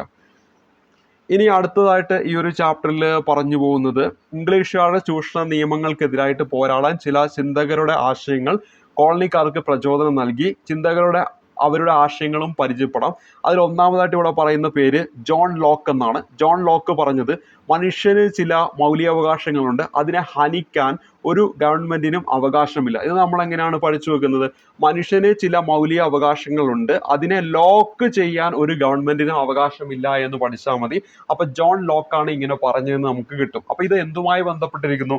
അമേരിക്കൻ സ്വാതന്ത്ര്യ സമരവുമായി ബന്ധപ്പെട്ടിരിക്കുന്നു. അപ്പൊ ജോൺ ലോക്ക് അമേരിക്കൻ സ്വാതന്ത്ര്യ സമരം അദ്ദേഹം പറഞ്ഞതാണ് മനുഷ്യന് ചില മൗലികാവകാശങ്ങളുണ്ട്, അതിനെ ഹാനിക്കാൻ ഒരു ഗവൺമെന്റിനും അവകാശമില്ല. മനുഷ്യന് ചില മൗലികാവകാശങ്ങളുണ്ട്, അതിനെ നമ്മൾ ഓർത്തിരിക്കാൻ വേണ്ടി ലോക്ക് ചെയ്യാൻ ഒരു ഗവൺമെന്റിനും അവകാശമില്ല എന്നോർത്താൽ ഈ പറഞ്ഞിരിക്കുന്ന വാക്കുകൾ ജോൺ ലോക്കുമായി ബന്ധപ്പെട്ടതാണെന്ന് ഓർത്തിരിക്കാം. അമേരിക്കൻ സ്വാതന്ത്ര്യ സമരവുമായി ബന്ധപ്പെട്ടതാണെന്ന് ഓർത്തിരിക്കാം. ഇനി തോമസ് പെയിൻ പറഞ്ഞത് ഏതെങ്കിലും വിദേശ ശക്തിക്ക്, അതായത് ഇംഗ്ലണ്ട്, ഈ വൻകര അതായത് വടക്കേ അമേരിക്ക ദീർഘകാലം കീഴടങ്ങി കഴിയും എന്നത് എന്താണ്? യുക്തിക്ക് നിരക്കുന്നതല്ല. ഇപ്പോൾ ഇവിടെ കൃത്യമായി ഓർത്തിരിക്കുക, അമേരിക്കൻ സ്വാതന്ത്ര്യ സമരം വടക്കേ അമേരിക്കയുമായി ബന്ധപ്പെട്ടിരിക്കുന്നു. ഏതെങ്കിലും ഒരു വിദേശ ശക്തിക്ക്, അതായത് ഇംഗ്ലണ്ടിന്, ഈ വൻകര വടക്കേ അമേരിക്ക ദീർഘകാലം കീഴടങ്ങി കഴിയണമെന്നത് യുക്തിക്ക് നിരക്കുന്നതല്ല എന്നാണ് ഇവിടെ പറയുന്നത്. അത് തോമസ് പെയിനുമായിട്ട് ബന്ധപ്പെട്ടതാണ്. അതായത് ഏതെങ്കിലും ഒരു വിദേശ ശക്തിക്ക്, അവിടെ ഉദ്ദേശിക്കുന്നത് ഇംഗ്ലണ്ടാണ്, ഈ വൻകര അതായത് വടക്കേ അമേരിക്കയാണ്, ദീർഘകാലം കീഴടങ്ങി കഴിയണമെന്നത് യുക്തിക്ക് നിരക്കുന്നതല്ല. അപ്പൊ ദീർഘകാലം നമുക്ക് ഈ പറയുന്ന ഒരു വ്യക്തിയുടെ കീഴിലൊക്കെ നമ്മളിങ്ങനെ കീഴടങ്ങി നമുക്കൊരു പെയിൻ ഉണ്ടാവില്ലേ? നമുക്കൊരു വേദന ഉണ്ടാകും, പെയിൻ ഉണ്ടാകും. ആ രീതിയിലൊന്ന് കണക്ട് ചെയ്ത് വെച്ചാൽ മതി. എന്താണ്? തോമസ് പെയിൻ ആണ് ഇങ്ങനെ പറഞ്ഞത് എന്ന കാര്യം ഓർത്തിരിക്കുക. അപ്പൊ ഈ അമേരിക്കൻ സ്വാതന്ത്ര്യ സമരം വടക്കേ അമേരിക്കയുമായി ബന്ധപ്പെട്ടിരിക്കുന്നു എന്ന കാര്യം കൂടി ഒന്ന് ഓർത്തിരിക്കണം. അപ്പോൾ ഇവിടെ നമ്മൾ രണ്ട് വാക്കുകളാണ് പരിചയപ്പെട്ടത്. ജോൺ ലോക്കിന്റെ വാക്ക് പരിചയപ്പെട്ടു. മനുഷ്യന് ചില മൗലികാവകാശങ്ങളുണ്ട്, അതിനെ ഹനിക്കാൻ ഒരു ഗവൺമെന്റിനും അവകാശമില്ല. ഓർത്തിരിക്കാൻ വേണ്ടി നമ്മൾ പറഞ്ഞത് അമേരിക്കൻ സ്വാതന്ത്ര്യ സമരവുമായി ബന്ധപ്പെട്ട് ജോൺ ലോക്ക് പറഞ്ഞു മനുഷ്യന് ചില മൗലികാവകാശങ്ങളുണ്ട്, അതിനെ ലോക്ക് ചെയ്യാൻ ഒരു ഗവൺമെന്റിനും അവകാശമില്ല എന്ന് ഓർത്തിരുന്നു. തോമസ് പെയിൻ എന്ന് പറയുമ്പോൾ കൂടുതൽ കാലം കീഴടങ്ങി നമുക്കൊരു പെയിൻ ഒക്കെ ഉണ്ടാകും എന്ന രീതിയിൽ ഓർത്ത് വെച്ചാൽ ഏതെങ്കിലും വിദേശ ശക്തിക്ക്, അവിടെ വിദേശ ശക്തി എന്നുകൊണ്ട് ഉദ്ദേശിക്കുന്ന ഇംഗ്ലണ്ടാണ്, ഈ വൻകര എന്ന് ഉദ്ദേശിക്കുന്ന വടക്കേ അമേരിക്കയാണ്, ദീർഘകാലം കീഴടങ്ങി കഴിയണമെന്നത് യുക്തിക്ക് നിരക്കുന്നതല്ല. ആരുടെ വാക്കുകളാണ്? തോമസ് പെയിന്റെ വാക്കുകളാണെന്ന കാര്യം ഓർത്തിരിക്കുക. തോമസ് പെയിന്റെ വാക്കുകളാണ് എന്ന കാര്യം ഓർത്തിരിക്കുക. ഇനി അടുത്തതായിട്ട് ഇവിടെ പറയുന്നത് വൻകര ഒന്നാകെ സമ്മേളിക്കുന്നു. അതാണ് നമ്മുടെ അടുത്തൊരു സബ് ഹെഡിങ്ങിലേക്ക് വരുന്നത്. അവിടെ എന്തെല്ലാം കാര്യങ്ങളാണ് പറയുന്നത് നമുക്കൊന്ന് നോക്കാം. മാതൃരാജ്യമായ ഇംഗ്ലണ്ടിന്റെ നയങ്ങൾക്കും നിയമങ്ങൾക്കുമെതിരെ പ്രതികരിക്കാനായി ജോർജിയ ഒഴികെയുള്ള കോളനികളുടെ പ്രതിനിധികൾ 1774 ഫിലാഡൽഫിയയിൽ സമ്മേളിച്ചു. ഇത് ഒന്നാം കോണ്ടിനെന്റൽ കോൺഗ്രസ് എന്ന് അറിയപ്പെടുന്നു. പരീക്ഷയ്ക്ക് ചോദിക്കാം, ഒന്നാം കോണ്ടിനെന്റൽ കോൺഗ്രസ് സമ്മേളനം അല്ലെങ്കിൽ കോണ്ടിനെന്റൽ കോൺഗ്രസ് സമ്മേളനം ഏത് വിപ്ലവവുമായി ബന്ധപ്പെട്ടിരിക്കുന്നു? അമേരിക്കൻ സ്വാതന്ത്ര്യ സമരവുമായി ബന്ധപ്പെട്ടിരിക്കുന്നു. അമേരിക്കൻ സ്വാതന്ത്ര്യ സമരവുമായി ബന്ധപ്പെട്ടിരിക്കുന്നതാണ് കോണ്ടിനെന്റൽ കോൺഗ്രസ് സമ്മേളനം എന്ന് പറയുന്നത്. നമ്മളിവിടെ ഒന്നാം കോണ്ടിനെന്റൽ കോൺഗ്രസ് സമ്മേളനം, രണ്ടാം കോണ്ടിനെന്റൽ കോൺഗ്രസ് സമ്മേളനം ഒക്കെ പഠിക്കും. ഇതെല്ലാം നടക്കുന്ന ഒരു സ്ഥലത്ത് തന്നെയാണ്. എവിടെയാണ്? ഫിലാഡൽഫിയയിൽ വെച്ചിട്ടാണ്. എവിടെയാണ്? ഫിലാഡൽഫിയയിൽ വെച്ചിട്ടാണെന്ന കാര്യം ഓർത്തിരിക്കുക. അവിടെ കൃത്യമായിട്ട് നമുക്ക് കാണാൻ പറ്റും. ഫിലാഡൽഫിയയിൽ വെച്ചിട്ടാണ് ഈ പറയുന്ന കോണ്ടിനെന്റൽ കോൺഗ്രസ് സമ്മേളനം നടക്കുന്നത്. 1774 എന്ന് പറയുന്ന വർഷത്തിൽ മാതൃരാജ്യമായ ഇംഗ്ലണ്ടിന്റെ നയങ്ങൾക്കും നിയമങ്ങൾക്കുമെതിരെ പ്രതികരിക്കാനായി ജോർജിയ ഒഴികെയുള്ള കോളനികളുടെ പ്രതിനിധികൾ, നമുക്കറിയാം 13 അമേരിക്കൻ കോളനികളുണ്ട്, അതിൽ 12 കോളനികളാണ് ഇവിടെ സമ്മേളിക്കുന്നത്. അതിൽ ഏതില്ല? ജോർജിയ ഇല്ല. അത് ഓർത്തിരിക്കുക. ഒന്നാം കോണ്ടിനെന്റൽ കോൺഗ്രസ് സമ്മേളനം 1774 ഫിലാഡൽഫിയയിൽ വെച്ച് നടന്നപ്പോൾ അതിൽ പങ്കെടുക്കാത്ത കോളനി ഏതാന്ന് ചോദിച്ചാൽ ഉത്തരമായിട്ട് വരേണ്ടത് ജോർജിയ ആണെന്ന കാര്യം ഓർത്തിരിക്കുക. ഉത്തരമായിട്ട് വരേണ്ടത് ജോർജിയ ആണെന്ന കാര്യം ഓർത്തിരിക്കുക. ഏതാണ്? ജോർജിയ ആണ് അതിൽ പങ്കെടുക്കാതിരുന്നത് എന്ന കാര്യം ഓർത്തിരിക്കുക. ഇനി അടുത്തത് എന്താണ്? ഒന്നാം കോണ്ടിനെന്റൽ സമ്മേളനത്തെ തുടർന്ന് വ്യവസായങ്ങൾക്കും വ്യാപാരത്തിനും ഏർപ്പെടുത്തിയിട്ടുള്ള നിയന്ത്രണങ്ങൾ നീക്കണമെന്നും താങ്കളുടെ അംഗീകാരമില്ലാതെ നികുതി ചുമത്തരുതെന്നും ആവശ്യപ്പെട്ട് കോളനി ജനത എന്താണ്? ഇംഗ്ലണ്ടിലെ രാജാവിനൊരു നിവേദനം നൽകുന്നു. എന്നാൽ രാജാവ് എന്താണ്? ജനങ്ങളെ അടിച്ചമർത്താനായിട്ട് സൈന്യത്തെ അയച്ചു. ഇത് ഇംഗ്ലണ്ടും കോളനികളും തമ്മിലുള്ള യുദ്ധത്തിന് വഴി തെളിച്ചു എന്ന കാര്യം ഓർത്തിരിക്കുക. അപ്പോൾ ഇവിടെ എന്താണ്? 1773 ഫിലാഡൽഫിയയിൽ വെച്ചിട്ട് ഒന്നാം കോണ്ടിനെന്റൽ കോൺഗ്രസ് ചേരുന്നു. അവിടെ 12 കോളനികളാണ് പങ്കെടുക്കുന്നത്. പങ്കെടുക്കാത്ത ഒരു കോളനി ജോർജിയ ആണെന്ന കാര്യം ഓർത്തിരിക്കുക. അങ്ങനെ ഈ ഒരു സമ്മേളനത്തെ തുടർന്ന് ഇവർ തീരുമാനിക്കുകയാണ് വ്യവസായങ്ങൾക്കും വ്യാപാരത്തിനും ഏർപ്പെടുത്തിയിട്ടുള്ള നിയന്ത്രണങ്ങൾ നീക്കണമെന്നും താങ്കളുടെ അംഗീകാരമില്ലാതെ നികുതി ചുമത്തരുതെന്നും ആവശ്യപ്പെട്ട് കോളനി ജനത എങ്ങോട്ട് കത്തയക്കുന്നു, അല്ലെങ്കിൽ ഒരു നിവേദനം കൊടുക്കുന്നു? നമ്മുടെ ഇംഗ്ലണ്ടിലെ രാജാവിന്. പക്ഷേ ഇംഗ്ലണ്ടിലെ രാജാവ് എന്താണ് ചെയ്തത്? ജനങ്ങളെ അടിച്ചമർത്താനായിട്ട് സൈന്യത്തെ അയച്ചു. ഇത് ഇംഗ്ലണ്ടും കോളനിയും തമ്മിലുള്ള യുദ്ധത്തിന് എന്താണ്? വഴി തെളിച്ചു. അങ്ങനെ തൊട്ടടുത്ത വർഷം, അപ്പോൾ ഒന്നാം കോണ്ടിനെന്റൽ കോൺഗ്രസ് സമ്മേളനം നടന്ന വർഷം ഏതാണോ? 1774. അങ്ങനെ തൊട്ടടുത്ത വർഷം, അതായത് 1775 ഫിലാഡൽഫിയയിൽ ചേർന്ന രണ്ടാം കോണ്ടിനെന്റൽ കോൺഗ്രസിൽ ജോർജ് വാഷിംഗ്ടൺ എന്താണ്? കോണ്ടിനെന്റൽ സൈന്യത്തിന്റെ തലവനായിട്ട് തെരഞ്ഞെടുത്തു. അപ്പോൾ ഇവിടെ എല്ലാ കോളനികളും അവിടെ പങ്കെടുക്കുന്നുണ്ട്. ജോർജിയയും എന്താണ്? ഈ രണ്ടാമത്തെ കോണ്ടിനെന്റൽ കോൺഗ്രസിൽ പങ്കെടുക്കുന്നുണ്ട്. അതിന്റെ ഏറ്റവും വലിയ പ്രത്യേകത എന്താണ്? അവിടെ ഒരു തലവനെ തെരഞ്ഞെടുത്തു. ആ തലവൻ ആരാണ്? ജോർജ് വാഷിംഗ്ടൺ ആണ്. 1775 ഫിലാഡൽഫിയയിൽ ചേർന്ന രണ്ടാം കോണ്ടിനെന്റൽ കോൺഗ്രസ് സമ്മേളനം. അപ്പോൾ ഈ കോണ്ടിനെന്റൽ കോൺഗ്രസ് സമ്മേളനങ്ങളെല്ലാം ചേരുന്ന ഒരു സ്ഥലത്ത് തന്നെയാണ്, ഫിലാഡൽഫിയയിൽ തന്നെയാണ്. ഇത് എന്തുമായി ബന്ധപ്പെട്ടിരിക്കുന്നു എന്ന് വെച്ചാൽ അമേരിക്കൻ സ്വാതന്ത്ര്യ സമരവുമായി ബന്ധപ്പെട്ടിരിക്കുന്നു. 1774 ഒന്നാം കോണ്ടിനെന്റൽ കോൺഗ്രസ് സമ്മേളനം, 1775 എന്താണ്? രണ്ടാം കോണ്ടിനെന്റൽ കോൺഗ്രസ് സമ്മേളനം. തൊട്ടു മുമ്പ് നമ്മൾ ബോസ്റ്റൺ ടീ പാർട്ടി 1773 അത് ഡിസംബർ 16 തീയതിയാണ്. വർഷങ്ങൾ കൃത്യമായിട്ട് പഠിച്ചു വെച്ചിരിക്കണം. അപ്പോൾ ഇവിടെ 1775 ഫിലാഡൽഫിയയിൽ ചേർന്ന രണ്ടാം കോണ്ടിനെന്റൽ കോൺഗ്രസ് സമ്മേളനത്തിൽ ആരെയാണ് തലവനായിട്ട് ഈ പറയുന്ന കോണ്ടിനെന്റൽ സൈന്യത്തിൽ എന്ന് ചോദിച്ചാൽ അവിടെ ഉത്തരമായിട്ട് വരേണ്ടത് എന്താണ്? നമ്മുടെ ആരാണ്? ജോർജ് വാഷിംഗ്ടൺ ആണെന്ന കാര്യം ഓർത്തിരിക്കുക. എന്താണ് പേര്? ജോർജ് വാഷിംഗ്ടൺ എന്ന പേര് ഓർത്തിരിക്കുക. ഇനി അടുത്തായിട്ട് ഇവിടെ പറയുന്നത് എന്താണ്? ഈ സമയം തോമസ് പെയിൻ തന്റെ കോമൺ സെൻസ് എന്ന ലഘുലേഖയിലൂടെ ഇംഗ്ലണ്ടിൽ നിന്ന് വേർപിരിയുകയാണ് അമേരിക്കക്കാരെ സംബന്ധിച്ച് വിവേകപൂർവമായ പ്രവൃത്തി എന്ന് പ്രഖ്യാപിച്ചു. അപ്പോൾ തോമസ് പെയിൻ നമ്മൾ തൊട്ടു മുമ്പ് നമ്മൾ പരിചയപ്പെട്ടതാണ്. എന്താണ് അദ്ദേഹം എന്താണ് പറഞ്ഞത്? ഏതെങ്കിലും വിദേശ ശക്തിക്ക്, അതായത് ഇംഗ്ലണ്ടിന്, ഈ വൻകരയെ, അതായത് വടക്കേ അമേരിക്കയെ ദീർഘകാലം കീഴടക്കി കഴിയണമെന്നത് യുക്തിക്ക് നിരക്കുന്നതല്ല എന്ന് പറഞ്ഞ ആരാണ്? തോമസ് പെയിൻ എന്ന് പറയുന്ന ചിന്തകനാണ്. അപ്പോൾ അദ്ദേഹവുമായി ബന്ധപ്പെട്ടതാണ് എന്ത്? കോമൺ സെൻസ് എന്ന് പറയുന്ന ലഘുലേഖ. അമേരിക്കൻ സ്വാതന്ത്ര്യ സമരവുമായി ബന്ധപ്പെട്ട കോമൺ സെൻസ് എന്ന് പറയുന്ന ലഘുലേഖയുമായി ബന്ധപ്പെട്ട വ്യക്തി ആരെന്ന് വെച്ചാൽ ഉത്തരമായിട്ട് വരേണ്ടത് ചിന്തകനായ തോമസ് പെയിൻ ആണെന്ന കാര്യം ഓർത്തിരിക്കുക. എന്താണ്? തോമസ് പെയിൻ ആണെന്ന കാര്യം ഓർത്തിരിക്കുക. അപ്പോൾ നമ്മൾ പരിചയപ്പെട്ട പേരെന്താണ്? Common sense. കോമൺ സെൻസ് എന്ന ലഘുലേഖ എഴുതിയത് ആരാണ്? ഉത്തരമായിട്ട് വരേണ്ടത് തോമസ് പെയിൻ ആണ്. അപ്പോൾ തോമസ് പെയിൻ അതിലൂടെ അഭിപ്രായപ്പെടുകയാണ് എന്ത്? ഇംഗ്ലണ്ടിൽ നിന്ന് വേർപിരിക്കുകയാണ് അമേരിക്കക്കാരെ സംബന്ധിച്ച് വിവേകപൂർവമായ പ്രവൃത്തി എന്ന് ആര് പ്രഖ്യാപിക്കുന്നു? തോമസ് പെയിൻ എന്ന ചിന്തകൻ പ്രഖ്യാപിക്കുന്നു. അപ്പോൾ ഇവിടെ നമ്മൾ കോമൺ സെൻസ് ഓർത്തിരിക്കണം, തോമസ് പെയിൻ എന്ന പേര് ഓർത്തിരിക്കണം. ഇംഗ്ലണ്ടിൽ നിന്ന് വേർപിരിക്കുകയാണ് അമേരിക്കക്കാരെ സംബന്ധിച്ച് വിവേകപൂർവമായ പ്രവൃത്തി എന്ന് പ്രഖ്യാപിച്ചു ആര്? Thomas Paine. 1776 July 4 American continental congress ലോകപ്രസിദ്ധമായ സ്വാതന്ത്ര്യ പ്രഖ്യാപനം നടത്തി. വളരെ ഇമ്പോർട്ടൻ്റ് ആയിട്ടുള്ള മറ്റൊരു വർഷം. അപ്പോൾ നമ്മളിപ്പോൾ ഏതെല്ലാം വർഷങ്ങൾ പരിചയപ്പെട്ടു? 1773 ഡിസംബർ 16 പരിചയപ്പെട്ടു, ബോസ്റ്റൺ ടീ പാർട്ടി. 1774 ഫിലാഡൽഫിയയിൽ വെച്ച് ഒന്നാം കോണ്ടിനെന്റൽ കോൺഗ്രസ് സമ്മേളനം നടന്നു എന്ന് പരിചയപ്പെട്ടു. 1775 ഫിലാഡൽഫിയയിൽ വെച്ച് തന്നെ രണ്ടാം കോണ്ടിനെന്റൽ കോൺഗ്രസ് സമ്മേളനം നടന്നുവെന്നും ആ രണ്ടാം കോണ്ടിനെന്റൽ കോൺഗ്രസ് സമ്മേളനത്തിലാണ് കോണ്ടിനെന്റൽ സൈന്യത്തിന്റെ തലവനായിട്ട് ജോർജ് വാഷിംഗ്ടണിനെ തെരഞ്ഞെടുത്തതെന്നും പരിചയപ്പെട്ടു. അതിനുശേഷം ഇതാ തൊട്ടടുത്ത വർഷം 1776 ജൂലൈ 4 തീയതി അമേരിക്കൻ കോണ്ടിനെന്റൽ കോൺഗ്രസ് ലോകപ്രസിദ്ധമായ അമേരിക്കൻ സ്വാതന്ത്ര്യ പ്രഖ്യാപനം നടത്തി എന്ന കാര്യം ഓർത്തിരിക്കുക. അപ്പോൾ അമേരിക്കൻ സ്വാതന്ത്ര്യ പ്രഖ്യാപനവുമായി ബന്ധപ്പെട്ട വർഷം 1776 ജൂലൈ 4 തീയതി. ഇതൊക്കെ PSC മുൻ വർഷങ്ങളിൽ ചോദിച്ചതാണ്. അതേപോലെ തന്നെ തോമസ് ജെഫേഴ്സൺ, ബെഞ്ചമിൻ ഫ്രാങ്ക്ലിൻ എന്നിവർ തയ്യാറാക്കിയ സ്വാതന്ത്ര്യ പ്രഖ്യാപനത്തിന്റെ ഒരു ഭാഗമാണ് നൽകിയിട്ടുള്ളത്. അപ്പോൾ ആരാണ് ഈ അമേരിക്കൻ സ്വാതന്ത്ര്യ പ്രഖ്യാപനം തയ്യാറാക്കിയത്? ഒന്ന് തോമസ് ജെഫേഴ്സൺ, മറ്റൊന്ന് ബെഞ്ചമിൻ ഫ്രാങ്ക്ലിൻ. അപ്പോൾ ഒന്നാമത്തെ പേര് പരിചയപ്പെട്ട് തോമസ് ജെഫേഴ്സൺ, രണ്ടാമത്തെ പേര് പരിചയപ്പെട്ട് ബെഞ്ചമിൻ ഫ്രാങ്ക്ലിൻ. എന്തിനാ പരിചയപ്പെട്ടത്? ഇവരാണ് അമേരിക്കൻ സ്വാതന്ത്ര്യ പ്രഖ്യാപനം എഴുതി തയ്യാറാക്കിയത്.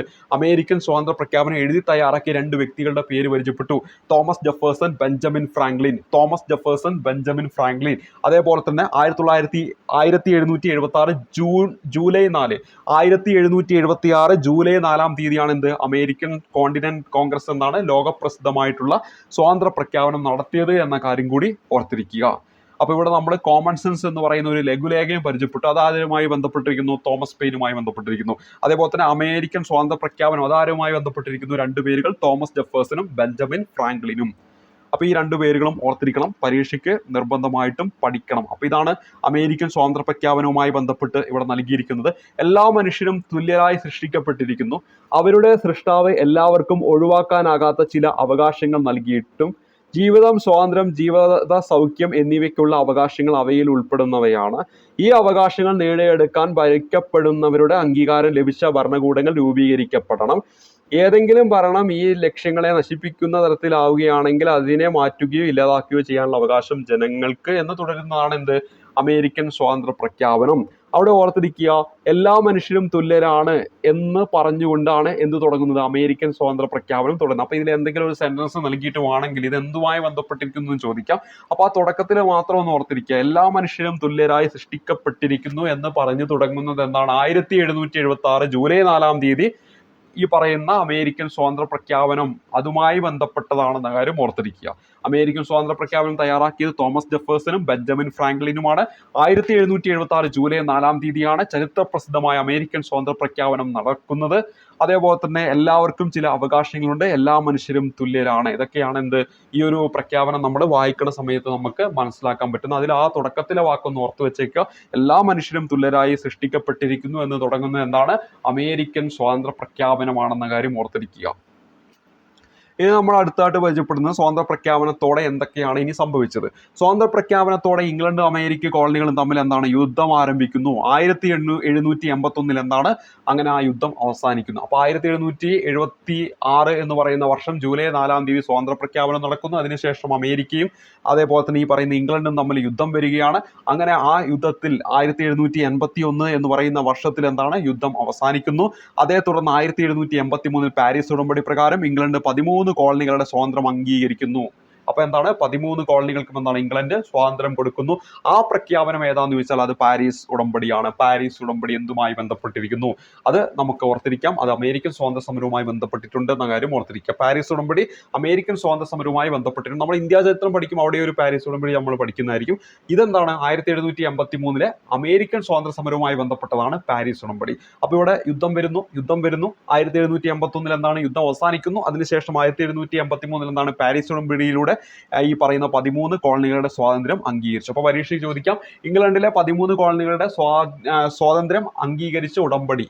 ഇംഗ്ലണ്ടിലെ 13 കോളനികളുടെ നമ്മുടെ അമേരിക്കയിലെ, വടക്കേ അമേരിക്കയിലെ 13 കോളനികളുടെ സ്വാതന്ത്ര്യം അംഗീകരിച്ച ഉടമ്പടി ഏത്? വടക്കേ അമേരിക്കയിലെ 13 കോളനികളുടെ സ്വാതന്ത്ര്യം അംഗീകരിച്ച ഉടമ്പടി ഏത്? 1783 പാരീസ് ഉടമ്പടിയാണെന്ന കാര്യം ഓർത്തിരിക്കുക. അപ്പോൾ നമ്മൾ എന്തെല്ലാം വർഷങ്ങൾ പഠിച്ചടോ?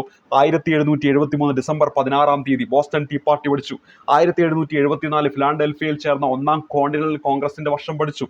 തൊട്ടടുത്ത വർഷം അതേ സ്ഥലത്ത് തന്നെ ഫിലാഡൽഫിയയിൽ തന്നെ 1775 ചേർന്ന 2-ാം കോണ്ടിനെന്റൽ കോൺഗ്രസിന്റെ വർഷം പഠിച്ചു. അതിനുശേഷം നമ്മൾ 1776 ജൂലൈ 4 എന്ന് പറയുന്ന തീയതി പഠിച്ചു, അമേരിക്കൻ സ്വാതന്ത്ര്യ പ്രഖ്യാപനവുമായി ബന്ധപ്പെട്ട തീയതി. അതിനുശേഷം നമ്മൾ പിന്നീട് പഠിച്ചത് എന്താണ്? 1781 എന്താണ്? ഈ പറയുന്ന ഇംഗ്ലണ്ടും അതേപോലെ തന്നെ അമേരിക്കയും തമ്മിലുള്ള യുദ്ധം അവസാനിച്ചു എന്ന് പഠിച്ചു. അതിനുശേഷം നമ്മൾ പഠിച്ച വളരെ ഇമ്പോർട്ടൻ്റ് ആയിട്ടുള്ള ഒരു വർഷമാണ് 1783 എന്താണ്? പാരീസ് ഉടമ്പടി. പാരീസ് ഉടമ്പടി എന്താണ്? പാരീസ് ഉടമ്പടി എന്ന് പറയുമ്പോൾ ഇംഗ്ലണ്ട് ഈ പറയുന്ന അമേരിക്കയിലെ, അതായത് വടക്കേ അമേരിക്കയിലെ 13 കോളനികളുടെ സ്വാതന്ത്ര്യം അംഗീകരിച്ച ഉടമ്പടിയാണെന്നും പഠിച്ചു. അപ്പോൾ ഈ തീയതികൾ കൃത്യമായിട്ട് ഓർഡറിൽ തന്നെ പഠിക്കണം. അതാണ് നമ്മുടെ ചോദ്യമായിട്ട് വന്നിരിക്കുന്നത്. അപ്പോൾ ഇനി എന്താണ് ഇവിടെ പറയുന്നത് നോക്കാം. തുടർന്ന് ഫിലാഡൽഫിയയിൽ ചേർന്ന ഭരണഘടനാ സമ്മേളനം. എവിടെയാണോ ഭരണഘടനാ സമ്മേളനം ചേരുന്നത്? ഫിലാഡൽഫിയയിലാണ്. ഫിലാഡൽഫിയയിലാണ് കോണ്ടിനെന്റൽ സമ്മേളനവും ചേരുന്നത്, ഭരണഘടനാ സമ്മേളനവും ചേരുന്നു. ഭരണഘടനാ സമ്മേളനം എന്താണ് ജെയിംസ് മാഡിസന്റെ നേതൃത്വത്തിൽ എന്താണ് അമേരിക്കക്കായിട്ട് ഭരണഘടന തയ്യാറാക്കി. ആദ്യമായിട്ട് എഴുതപ്പെട്ട ഭരണഘടന, ഏറ്റവും ചെറിയ എഴുതപ്പെട്ട ഭരണഘടന എന്നൊക്കെ ചോദിച്ചാൽ അമേരിക്കൻ ഭരണഘടനയാണ്. ആ അമേരിക്കൻ ഭരണഘടനയുടെ പിതാവ് അല്ലെങ്കിൽ സൃഷ്ടാവ് എന്നൊക്കെ അറിയപ്പെടുന്ന ആരാണ്? ജെയിംസ് മാഡിസൺ ആണെന്ന കാര്യം ഓർമ്മിക്കുക. ആരുടെ നേതൃത്വത്തിലാണ്? ജെയിംസ് മാഡിസന്റെ നേതൃത്വത്തിലാണ്. PSC എപ്പോഴും ചോദിക്കാറുള്ളതാണ്. അമേരിക്കൻ ഭരണഘടനയുമായി ബന്ധപ്പെട്ട വ്യക്തി ആരാണ്? അതിന് നേതൃത്വം നൽകിയ വ്യക്തി ആരെന്ന് വെച്ചാൽ ജെയിംസ് മാഡിസൺ ആണ്. ജെയിംസ് മാഡിസൺ ആണെന്ന കാര്യം ഓർത്തിരിക്കുക. അപ്പോൾ നമ്മളിവിടെ കുറച്ച് വ്യക്തികളുടെ പേര് പരിചയപ്പെട്ടിട്ടുണ്ട്. അമേരിക്കൻ സ്വാതന്ത്ര്യ പ്രഖ്യാപനവുമായി ബന്ധപ്പെട്ട വ്യക്തി, അത് എഴുതി തയ്യാറാക്കിയ വ്യക്തി ആരാണ്? രണ്ട് പേരുകൾ, തോമസ് ജെഫേഴ്സണും മറ്റൊന്ന് ബെഞ്ചമിൻ ഫ്രാങ്ക്ലിനും. ഒന്നതാണ് തോമസ് ജെഫേഴ്സൺ, മറ്റൊന്ന് എന്താണ്? Benjamin Franklin. തോമസ് ജെഫേഴ്സൺ, മറ്റൊരു പേര് എന്താണ്? ബെഞ്ചമിൻ ഫ്രാങ്ക്ലിൻ ആണ്. അപ്പോൾ ഇവിടെ എന്താണ്? അമേരിക്കൻ സ്വാതന്ത്ര്യ പ്രഖ്യാപനം ബെഞ്ചമിൻ ഫ്രാങ്ക്ലിനും മറ്റൊരു പേരെന്താണ്? തോമസ് ജെഫേഴ്സണുമാണെന്ന കാര്യം ഓർത്തിരിക്കുക. അപ്പോൾ ഇവിടെ നമുക്ക് അമേരിക്കൻ സ്വാതന്ത്ര്യ പ്രഖ്യാപനം ഒരു ബെഞ്ചിലിരുന്നിട്ട് തോമ എഴുതിയെന്നെങ്കിലും ഓർത്തിരിക്കുക. എന്താണ്? ഒരു ബെഞ്ചിലിരുന്നിട്ട് തോമ എഴുതി. എന്താണ്? അമേരിക്കൻ സ്വാതന്ത്ര്യ പ്രഖ്യാപനം ഒരു ബെഞ്ചിലിരുന്നിട്ട് തോമ എഴുതി. അപ്പോൾ അതെന്താണ്? അമേരിക്കൻ സ്വാതന്ത്ര്യ പ്രഖ്യാപനം ബെഞ്ചമിൻ ഫ്രാങ്ക്ലിൻ. തോമ എന്ന് പറയുമ്പോൾ തോമസ് ജെഫേഴ്സൺ എന്ന കാര്യം ഓർക്കുക. തോമസ് ജെഫേഴ്സൺ എന്ന കാര്യം ഓർത്തിരിക്കുക. അതേപോലെ തന്നെ നമ്മൾ കോമൺ സെൻസ് എന്ന് പറയുന്ന ലഘുലേഖയുമായി ബന്ധപ്പെട്ട ഒരു പേര് പരിചയപ്പെട്ടു, തോമസ് പെയിൻ. തോമസ് പെയിൻ എന്ന് പറയുന്ന ആ ഒരു പേരും നമ്മൾ പരിചയപ്പെട്ടിട്ടുണ്ട്. ഇനി അടുത്തതായിട്ട് നമ്മളിവിടെ പറയുന്നത് എന്താണ്? അങ്ങനെ ഇവർ ഈ ഭരണഘടനയൊക്കെ തയ്യാറാക്കുകയാണ്. പുതിയ ഭരണകൂടം രൂപീകരിക്കപ്പെട്ട അമേരിക്കൻ ഐക്യനാടുകളിലെ ആദ്യ പ്രസിഡന്റ് ആരാടോ? നമ്മുടെ ജോർജ് വാഷിംഗ്ടൺ. ജോർജ് വാഷിംഗ്ടൺ ആണെന്ന കാര്യം ഓർക്കുക. ഈ പേര് തൊട്ട് മുമ്പ് കേട്ടില്ലേ? 1775 രണ്ടാം കോണ്ടിനെന്റൽ കോൺഗ്രസ് സമ്മേളനം ഫിലാഡൽഫിയയിൽ വെച്ച് ചേർന്നപ്പോൾ ജോർജ് വാഷിംഗ്ടനെ കോണ്ടിനെന്റൽ സൈന്യത്തിന്റെ തലവനായി തെരഞ്ഞെടുത്തു എന്ന് നമ്മൾ പരിചയപ്പെട്ടു. അപ്പോൾ ആ വ്യക്തിനെ എന്താണ്? നമ്മുടെ അമേരിക്കൻ ഐക്യനാടുകളുടെ ആദ്യ പ്രസിഡന്റായിട്ട് തെരഞ്ഞെടുത്തു എന്ന കാര്യം കൂടി ഓർത്തിരിക്കുക. അമേരിക്കയിൽ നിലവിലിരുന്ന വ്യവസ്ഥയെ മാറ്റിമറിക്കാൻ ഈ സ്വാതന്ത്ര്യ സമരത്തിന് കഴിഞ്ഞു. പിൽക്കാല ലോക ചരിത്രത്തിൽ ഇത് സത്യമായ സ്വാധീനം ചെലുത്തി. അപ്പോൾ അമേരിക്കൻ സ്വാതന്ത്ര്യ സമരം പിന്നീട് നമ്മുടെ ലോക ചരിത്രത്തിൽ എന്താണ്? പല വിപ്ലവങ്ങൾക്കും എന്താണ്? സ്വാധീനം ചെലുത്തിയിട്ടുണ്ട്. അതിലൊന്നാണ് പിൽക്കാല സ്വാതന്ത്ര്യ സമരങ്ങൾക്കും വിപ്ലവങ്ങൾക്കും എന്താണ്? പ്രചോദനവും ലക്ഷ്യബോധവും നൽകി. റിപ്പബ്ലിക്കൻ ഭരണരീതി എന്ന ആശയം മുന്നോട്ട് വെച്ചു. അതായത് ആ പ്രസിഡന്റ് എന്താണ്? ജനങ്ങളാൽ തെരഞ്ഞെടുക്കപ്പെടുന്ന ഒരു പ്രസിഡന്റ് എത്തിയിരിക്കുന്നു. അതാണ് റിപ്പബ്ലിക് എന്ന് പറയുന്നത്, അല്ലെ? ജോർജ് വാഷിംഗ്ടൺ അവിടുത്തെ പ്രസിഡന്റായിട്ട് അധികാരമേറുന്നു. ജോർജ് വാഷിംഗ്ടൺ അവിടുത്തെ പ്രസിഡന്റായിട്ട് അധികാരമേറുന്നു. അങ്ങനെ എന്താണ്? അവിടെ ഒരു റിപ്പബ്ലിക് ആയിട്ട് മാറുന്നു. ആദ്യത്തെ എഴുതപ്പെട്ട ഭരണഘടന തയ്യാറാക്കി. ഇപ്പൊ നമ്മുടെ രാജ്യമൊക്കെ റിപ്പബ്ലിക് ആണല്ലോ. പക്ഷേ എന്താണ്? ബ്രിട്ടൻ റിപ്പബ്ലിക് അല്ല. കാരണം അവിടുത്തെ രാജ്ഞിയെ തെരഞ്ഞെടുക്കുന്ന ജനങ്ങൾ നേരിട്ടല്ല. അതുകൊണ്ട് തന്നെ ജനാധിപത്യ രാജ്യമാണ് ബ്രിട്ടൻ. പക്ഷെ ഒരിക്കലും റിപ്പബ്ലിക് എന്ന് പറയില്ല. പക്ഷെ ഇന്ത്യ ഒരു റിപ്പബ്ലിക്കാണ്, അമേരിക്ക ഒരു റിപ്പബ്ലിക്കാണ്. അതാണ് റിപ്പബ്ലിക്കൻ ഭരണരീതി എന്ന ആശയം മുന്നോട്ട് വെച്ചു എന്ന് പറയുന്നത്. ആദ്യത്തെ എഴുതപ്പെട്ട ഭരണഘടന തയ്യാറാക്കി. ആര് തയ്യാറാക്കി? നമ്മൾ തൊട്ട് മുമ്പ് പരിചയപ്പെട്ടു, അമേരിക്കൻ ഭരണഘടനയുമായി ബന്ധപ്പെട്ട ജെയിംസ് മാഡിസൺ. അപ്പോൾ അമേരിക്കൻ ഭരണഘടനയാണ് ആദ്യത്തെ എഴുതപ്പെട്ട ഭരണഘടന. ഏറ്റവും ചെറിയ എഴുതപ്പെട്ട ഭരണഘടന എന്നൊക്കെ ചോദിച്ചാൽ അതേതാണ്? നമ്മുടെ അമേരിക്കൻ ഭരണഘടനയാണ്. ഇനി സംസ്ഥാനങ്ങൾക്ക് സ്വാതന്ത്ര്യവും അധികാരവും നൽകുന്ന ഫെഡറൽ രാഷ്ട്രം എന്ന ആശയം എന്താണ്? ലോകത്തിന് നൽകി എന്ന കാര്യം ഓർത്തിരിക്കുക. എന്താണ്? സംസ്ഥാനങ്ങൾക്ക് സ്വാതന്ത്ര്യവും അധികാരവും ഒക്കെ നൽകുന്ന ഫെഡറൽ രാഷ്ട്രം എന്ന ആശയം ലോകത്തിന് നൽകി. അപ്പോൾ അമേരിക്കൻ സ്വാതന്ത്ര്യ സമരത്തിലൂടെ ലോകത്തിന് നൽകിയ കുറെ ആശയങ്ങളാണ് SCR ടെക്സ്റ്റ് ബുക്കിൽ ലിസ്റ്റ് ഇട്ട് പറയുന്നത്. ഇത് വേണമെങ്കിൽ ഇതേപോലെ എടുത്ത് പരീക്ഷയ്ക്ക് ചോദിക്കാം. പിൽക്കാല സ്വാതന്ത്ര്യ സമരങ്ങൾക്കും വിപ്ലവങ്ങൾക്കും പ്രചോദനവും ലക്ഷ്യബോധവും നൽകി അമേരിക്കൻ സ്വാതന്ത്ര്യ സമരം എന്ന് പറഞ്ഞാൽ ശരിയാണ്. റിപ്പബ്ലിക്കൻ ഭരണരീതി എന്ന ആശയം ലോകത്തിന് മുന്നോട്ട് വെച്ചു അമേരിക്കൻ സ്വാതന്ത്ര്യ സമരം എന്ന് പറഞ്ഞാൽ ശരിയാണ്. ആദ്യത്തെ എഴുതപ്പെട്ട ഭരണഘടന തയ്യാറാക്കി എന്ന് പറഞ്ഞാൽ അതും ശരിയാണ്. സംസ്ഥാനങ്ങൾക്ക് സ്വാതന്ത്ര്യവും അധികാരവും നൽകുന്ന ഫെഡറൽ രാഷ്ട്രം എന്ന ആശയം ലോകത്തിന് നൽകി എന്ന് പറഞ്ഞാൽ അതും എന്ത് തന്നെയാണ്? ശരിയായിട്ടുള്ള ഒരു സ്റ്റേറ്റ്മെന്റ് ആണ്. അപ്പോൾ ഇവിടെ എന്താണ്? ഫെഡറൽ രാഷ്ട്രം എന്ന ആശയം ലോകത്തിന് നൽകി, റിപ്പബ്ലിക്കൻ ഭരണരീതി എന്ന ആശയം ലോകത്തിന് നൽകി, ആദ്യത്തെ എഴുതപ്പെട്ട ഭരണഘടന തയ്യാറാക്കി, പിൽക്കാല സ്വാതന്ത്ര്യ സമരങ്ങൾക്കും വിപ്ലവങ്ങൾക്കും പ്രചോദനവും ലക്ഷ്യബോധവും നൽകി അമേരിക്കൻ സ്വാതന്ത്ര്യ സമരം എന്ന കാര്യം ഓർത്തിരിക്കുക. ഇനി നമ്മുടെ തൊട്ടു മുമ്പത്തെ ആ ഒരു ചോദ്യത്തിലേക്ക് വരാം. ഇത്രയും കാര്യങ്ങളാണ് അമേരിക്കൻ സ്വാതന്ത്ര്യ സമരവുമായി ബന്ധപ്പെട്ട് ഈ ഒരു ചാപ്റ്ററിൽ പറയുന്നത്. ഇത് വളരെ ഇമ്പോർട്ടൻ്റ് ആണ്. പരീക്ഷയ്ക്ക് ഇങ്ങനെയാണ് ചോദ്യം വന്നത്. താഴെ കൊടുത്തിരിക്കുന്ന സംഭവങ്ങൾ കാലഗണന ക്രമത്തിൽ രേഖപ്പെടുത്തുക എന്നതാണ്. ഉത്തരം കിട്ടുന്നുണ്ടോ എന്ന് ഇത്രയും നേരം ഈ ക്ലാസ് കണ്ട സ്ഥിതിക്ക് നിങ്ങൾക്ക് ഉത്തരം കിട്ടണം. കിട്ടിയിട്ടില്ലെങ്കിൽ എന്താണ്? ഇത്രയും നേരം ഈ ക്ലാസ് ഞാൻ പഠിപ്പിച്ച് നിങ്ങൾക്ക് മനസ്സിലായിട്ടില്ല എന്നാണ് അർത്ഥമാക്കുന്നത്. അതായത് ഒരു വേസ്റ്റ് ആയിട്ടുള്ള ക്ലാസ് ആണെന്നാണ് അർത്ഥമാക്കുന്നത്. ഇനി ഉത്തരം കിട്ടുന്നുണ്ടോ എന്ന് സ്വയം ഒന്ന് ഈ ഒരു വീഡിയോ ഒന്ന് പസ് ചെയ്ത് വെച്ചിട്ട് ഒന്ന് ചെയ്യാനായിട്ട് ശ്രമിക്കുക. അപ്പോൾ നമുക്ക് ഇതിൻ്റെ ഉത്തരത്തിലേക്ക് വരാം. താഴെ കൊടുത്തിരിക്കുന്ന സംഭവങ്ങൾ കാലഗണന ക്രമത്തിൽ രേഖപ്പെടുത്തുക എന്നതാണ്. അമേരിക്കൻ സ്വാതന്ത്ര്യ പ്രഖ്യാപനം, ബോസ്റ്റൺ ടീ പാർട്ടി, പാരീസ് ഉടമ്പടി, ഒന്നാം കോണ്ടിനെന്റൽ കോൺഗ്രസ്. അപ്പോൾ ഇവിടെ നൽകിയ ഈ ബോസ്റ്റൺ ടീ പാർട്ടി 1773, അതിനുശേഷം ഒന്നാം കോണ്ടിനെന്റൽ സമ്മേളനം 1774, അതിനുശേഷം അമേരിക്കൻ സ്വാതന്ത്ര്യ പ്രഖ്യാപനം 1776, അതായത് ജൂലൈ 4-ാം തീയതി. ഇനി ബോസ്റ്റൺ ടീ പാർട്ടി ആണെങ്കിൽ ഡിസംബർ 16-ാം തീയതി. ഇനി ഏറ്റവും അവസാനമായിട്ട് 1783. അതായത് ഈ ചാപ്റ്ററിനുള്ളിൽ നിന്നാണ് ഈ ചോദ്യം വന്നത്. ഇതിന് മുമ്പത്തെ പരീക്ഷ പേപ്പറൊക്കെ എടുത്തു നോക്കിയോ, LD ലെവലിലുള്ള പരീക്ഷ പേപ്പർ എടുത്തു നോക്കിയോ, അമേരിക്കൻ സ്വാതന്ത്ര്യ സമരത്തെക്കുറിച്ച് ചോദ്യം വന്നിട്ടുണ്ടെങ്കിൽ ഈ ചാപ്റ്ററിനുള്ളിൽ നിന്നാണ്. മറ്റ് വിപ്ലവങ്ങളുമായി ബന്ധപ്പെട്ട് ചോദ്യം വന്നിട്ടുണ്ടെങ്കിൽ ഈ ചാപ്റ്ററിനുള്ളിൽ നിന്നാണ്. അതായത് ഈ ചാപ്റ്റർ നിങ്ങളൊന്ന് പഠിക്കുകയാണെങ്കിൽ വളരെ സിമ്പിളായിട്ട് ആ മാർക്ക് നിങ്ങൾക്ക് സ്കോർ ചെയ്യാൻ പറ്റും. ഇതിൻ്റെ ഉത്തരം നിങ്ങൾക്ക് കിട്ടിയെന്ന് വിചാരിക്കുന്നു. അതായത് ഇവിടെ ആദ്യം വരേണ്ടത് എന്താണ്? ഈ പറയുന്ന നമ്മുടെ ബോസ്റ്റൺ ടീ പാർട്ടിയാണ്. അതായത് 2 ആണ് ആദ്യം വരേണ്ടത്. 2 ആദ്യം വരുന്ന ഒറ്റൊരു ഓപ്ഷനേ ഉള്ളൂ, ഓപ്ഷൻ സി. ഓപ്ഷൻ സി ആണ് ഈ ഒരു ചോദ്യത്തിൻ്റെ ഉത്തരമായിട്ട് വരേണ്ടത്. വളരെ സിമ്പിളായിട്ടുള്ള ചോദ്യമാണ്. പക്ഷേ ഇതറിയെങ്കിൽ നിങ്ങൾക്ക് എന്ത് ചെയ്യാൻ പറ്റുള്ളൂ, അതിൻ്റെ ഉത്തരത്തിലേക്ക് എത്താൻ പറ്റുള്ളൂ. പക്ഷേ ഈ ഒരു ചാപ്റ്റർ വായിക്കുക. ഈ ഒരു ചാപ്റ്റർ വായിച്ചു കഴിഞ്ഞാൽ നിങ്ങൾക്ക് സിമ്പിളായിട്ട് എന്ത് ചെയ്യാൻ പറ്റും, ഈ ഒരു മാർക്ക് നിങ്ങൾക്ക് സ്കോർ ചെയ്യാൻ പറ്റും വിപ്ലവങ്ങൾ എന്ന് പറയുന്ന മേഖലയുമായി ബന്ധപ്പെട്ട്. ഇത് കഴിഞ്ഞിട്ട് ഇനി നമ്മുടെ ഇതുണ്ടല്ലോ, വേൾഡ് വാറൊക്കെ ആയിട്ട് ബന്ധപ്പെട്ട് ലോകം 20-ാം നൂറ്റാണ്ടിൽ എന്ന് പറയുന്ന ആ ഒരു 2ാമത്തെ അധ്യായമുണ്ട്. അത് പഠിച്ചു കഴിഞ്ഞാൽ നിങ്ങൾക്ക് ആ ഒരു മേഖലയിൽ നിന്നുള്ള മാർക്ക് നിങ്ങൾക്ക് കിട്ടുന്നതായിരിക്കും. ഇത് എല്ലാം ഈ SCRT-യിൽ നിന്നുള്ള ഭാഗത്തു നിന്നാണ് ഈ ലോക ചരിത്രവുമായി ബന്ധപ്പെട്ടിട്ടുള്ള ഈ ചോദ്യങ്ങൾ വന്നുകൊണ്ടിരിക്കുന്നത്. അതായത് എന്താണ് പറഞ്ഞു വെച്ചതെന്ന് വെച്ചാൽ, ഗൈഡുകളൊക്കെ എടുത്ത് കുറേ കാര്യങ്ങൾ പഠിക്കുന്നതിന് മുമ്പായിട്ട് SCRT ടെക്സ്റ്റ് ബുക്കിൽ പറയുന്ന ചരിത്ര ഭാഗങ്ങളൊന്ന് പഠിക്കുക.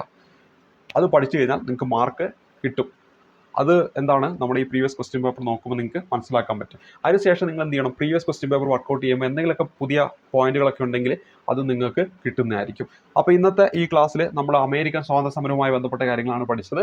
അപ്പോൾ ഇനി നമുക്ക് അടുത്തത് ഫ്രഞ്ച് വിപ്ലവമാണ് ഈ ഒരു ചാപ്റ്ററിൽ പറഞ്ഞു പോകുന്നത്. അപ്പോൾ അതുമായി ബന്ധപ്പെട്ട് നമുക്ക് അടുത്തൊരു ക്ലാസ്സിൽ കണ്ടുമുട്ടാം. അപ്പോൾ അടുത്ത ക്ലാസ് എന്ന് പറയുന്നത് നമ്മുടെ പ്രീവിയസ് ക്വസ്റ്റ്യൻ പേപ്പർ ബേസ് ചെയ്തിട്ടുള്ള ഒരു ക്ലാസ് ആയിരിക്കും. അവിടെ നമ്മൾ പ്രീവിയസ് ക്വസ്റ്റ്യൻ പേപ്പർ എന്ന് പറയുമ്പോൾ നമ്മുടെ കൈവശം ഒരു ലക്ഷ്യയുടെ ഒരു 17 ക്വസ്റ്റ്യൻ പേപ്പർ പറഞ്ഞു പോകുന്ന ഒരു ബുക്കുണ്ട്. അപ്പോൾ അവരുടെ ഒരു പ്രീവിയസ് ക്വസ്റ്റ്യൻ പേപ്പറിൻ്റെ ബുക്കുണ്ട്. അതിലുള്ള കാര്യങ്ങളായിരിക്കും നിങ്ങളുടെ മുന്നിൽ പരിചയപ്പെടുത്തുക. നല്ലൊരു ബുക്കാണ്. ഈ നടന്ന പരീക്ഷയിലൊക്കെ തന്നെ അതിൽ നിന്ന് ചോദ്യങ്ങൾ, അതായത് പ്രീവിയസ് ക്വസ്റ്റ്യൻസ് ആണല്ലോ പറഞ്ഞു പോകുന്നത്, പലപ്പോഴും ആവർത്തിക്കുന്ന കുറേ ചോദ്യങ്ങൾ ഈ അടുത്ത് നടന്ന LD പരീക്ഷ, നമ്മുടെ SCRT എന്നൊക്കെ പറയുമ്പോഴും അതൊക്കെ പ്രീവിയസ് ആയിട്ട് PSC ചോദിച്ചുകൊണ്ടിരിക്കുന്ന ചോദ്യങ്ങളാണ്. ആ ചോദ്യങ്ങൾ വീണ്ടും ഈ പറയുന്ന പരീക്ഷയിലും ചോദിച്ചു. അത് ഈ ബുക്കിലൊക്കെ പറഞ്ഞു പോകുന്നുണ്ട്.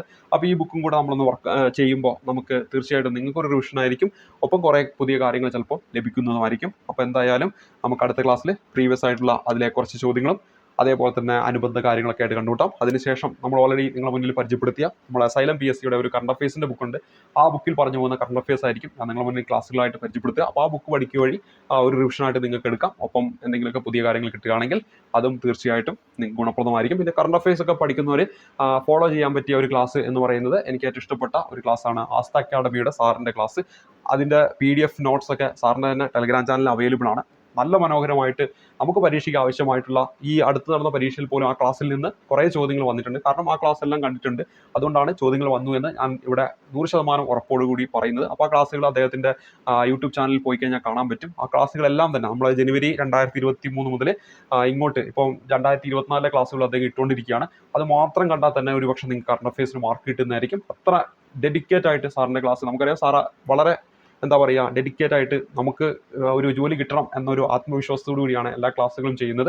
അപ്പോൾ ആ ക്ലാസ്സുകൾ കറണ്ട് അഫയേഴ്സിന് വേണ്ടി ഗുണപ്രദമായിട്ട് ഉപയോഗിക്കുകയാണെങ്കിൽ നല്ല മാർക്ക് നിങ്ങൾക്ക് സ്കോർ ചെയ്യാനായിട്ട് സാധിക്കും. വേറെ എവിടെയും ഒരുപക്ഷെ കറണ്ട് അഫയേഴ്സിന് പോയിട്ട് നോക്കേണ്ട ആവശ്യമൊന്നുമില്ല. എല്ലാം അതിൽ ഇട്ടിട്ടുണ്ട്. ഇപ്പം നമ്മുടെ ഏഷ്യൻ ഗെയിംസിനെ കുറിച്ച് സാറ് ചെയ്തിട്ടുണ്ട്. അതുപോലെ നമ്മുടെ പുതിയ പാർലമെൻറ്റ് മന്ദിരത്തെക്കുറിച്ച് സാറ് ചെയ്തിട്ടുണ്ട്. ഈ പരീക്ഷയ്ക്ക് വെച്ച് എല്ലാ കാര്യങ്ങളും ആ യൂട്യൂബ് ചാനലിൽ സാറ് ചെയ്തു വെച്ചിട്ടുണ്ട്. അത് നിങ്ങൾ കാണുകയാണെങ്കിൽ അത് തീർച്ചയായിട്ടും ഗുണപ്രദമായിരിക്കും. അപ്പം ഇത്രയും കാര്യങ്ങളാണ് ഇന്നത്തെ ഈ ഒരു ക്ലാസ്സിൽ നമുക്ക് പറയാനുള്ളത്. അപ്പോൾ നമുക്ക് അടുത്ത ക്ലാസ്സിൽ നമുക്ക് തുടർന്നുള്ള പ്രീവിയസ് ആയിട്ടുള്ള ചോദ്യങ്ങളും കറണ്ട് അഫയേഴ്സ് കാര്യങ്ങളും ഒപ്പം ഈ ചാപ്റ്ററിൻ്റെ തുടർച്ചയായിട്ടൊക്കെ കണ്ടുകൂട്ടാം. ഒപ്പം നല്ല രീതിയിൽ നിങ്ങൾ പഠിച്ചെങ്കിൽ എന്താണ് വരാൻ പോകുന്ന പരീക്ഷയിൽ നല്ല മാർക്കൊക്കെ സ്കോർ ചെയ്ത് നല്ലൊരു ഉദ്യോഗത്തിലേക്ക് എത്താവുന്നതാണ്. അടുത്ത ക്ലാസ് കാണുമ്പോഴേക്കും നന്ദി, നമസ്കാരം.